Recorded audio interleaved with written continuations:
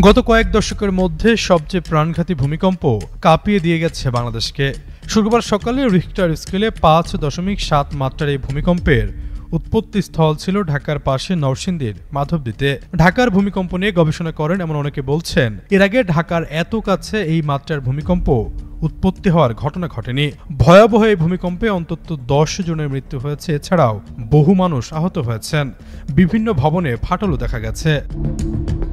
5.7 মাত্রার এই ভূমিকম্পে দেশ জুড়ে আতঙ্ক সৃষ্টি হয়েছে। এর মধ্যে বড় ভূমিকম্পের আগাম বার্তা দিয়েছেন বাংলাদেশ আবহাওয়া অধিদপ্তরের ভূমিকম্প পর্যবেক্ষণ কেন্দ্রের ভারপ্রাপ্ত কর্মকর্তা রুবায়েত কবির।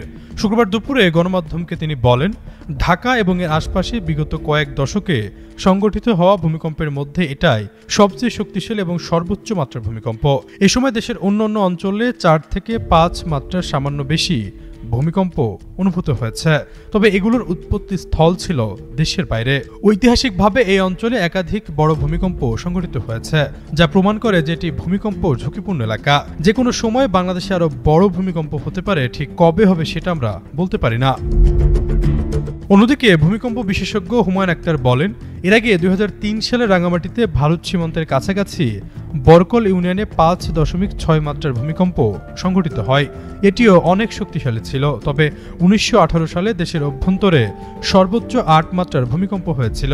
আমরা সরকারকে বারবার বলে আসছি, ভূমিকম্পে মহড়ার বিকল্প নেই। সরকার ভূমিকম্প পরবর্তী উদ্ধার কাজের জন্য কোটি কোটি টাকার বাজেট রাখে, যেখানে দুর্নীতি করতে পারে, কিন্তু যথাযথ কোনো পদক্ষেপ নেওয়া হয় না। রাজধানীর উন্নয়ন কর্তৃপক্ষ রাজুকের 2024 সালের সাম্প্রতিক এক সমীক্ষায় বলা হয়েছে, টাঙ্গাইল মধুপুর ফ্রন্টে 6.9 মাত্রার ভূমিকম্প আঘাত হানলে ঢাকার 40.28% থেকে 64.83% ভবন ধসে পড়তে পারে। সমীক্ষা অনুযায়ী দিনের ভিন্ন ভিন্ন সময়ে ভূমিকম্প অনুভূত হলে হতাহতের সংখ্যাও ভিন্ন হতে পারে। সকালে হলে মৃত্যু হতে পারে 2,10,000 থেকে 3,10,000 পর্যন্ত। বিকেলে হলে এই সংখ্যা 2,70,000 থেকে 4 লাখ হতে পারে এবং রাতে হলে নিহতের সংখ্যা 5 লাখ পৌঁছাতে পারে। রাজুকের আওতাধীন এলাকায় বর্তমানে 21.5 লাখের বেশি ভবন রয়েছে, যার মধ্যে 5.14 লাখ কনক্রিটের স্থাপনা। সমীক্ষায় 3,252টি ভবন পরীক্ষা করে 42টিকে অতি ঝুঁকিপূর্ণ হিসেবে চিহ্নিত করে অবিলম্বে ভেঙে ফেলার সুপারিশ করা হয়েছে, যদিও এখন পর্যন্ত তা কার্যকর হয়নি। এমত অবস্থায় প্রশ্ন উঠেছে, ঢাকায় যদি বড় ধরনের ভূমিকম্প হয় তাহলে পরিস্থিতি কেমন হবে?